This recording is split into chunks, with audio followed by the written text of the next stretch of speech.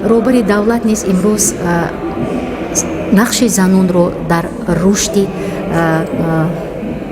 давлатдории миллӣ, дар ҳифзи манфиатҳои миллӣ, дар тарбияи насли ҷавону ояндасоз, дар тарбияи фарзандони босавод хеле муҳим арзёбӣ карданд ва изҳор доштанд, ки маҳз нақши занону бонувон метавонанд дар татбиқи қонунҳои амалкунандаи ҷумҳурии Тоҷикистон, аз ҷумла қонуни ҷумҳурии Тоҷикистон дар бораи танзими анъана ва ҷашну маросимҳои миллӣ, қонуни ҷумҳурии Тоҷикистон дар бораи масъулияти падару модар дар таълиму тарбияи фарзанд хеле созанда ва устувор бошад.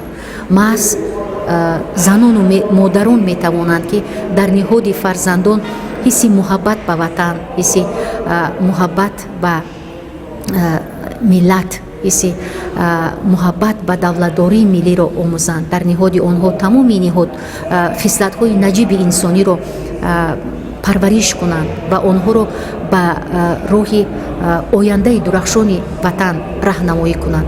ва воқеан имрӯз маҳз занону модарон метавонанд, ки дар ниҳоди фарзандон ҳисси муҳаббати ватандориро бедор кунанд, онҳоро ба хизмати ҳарбӣ ҳидоят кунанд ва водор кунанд, ки Тоҷикистон ватани тамоми тоҷикистониён аст. маҳз фарзандони ҳушманд ва маҳз фарзандони баномусу боғайрат метавонад, ки дар ҳифзи манфиатҳои миллии Тоҷикистон саҳми муқтадир дошта бошад.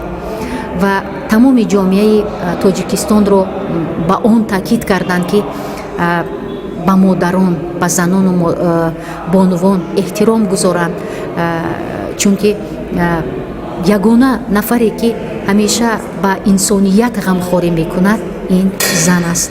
ва беҳтарин сухане, ки инсоният изҳор мекунад, сухани модар аст. ва маҳз модарон метавонанд, ки дар таълиму тарбияи ҳадафноку мақсадноки фарзандон нақши муассир дошта бошанд.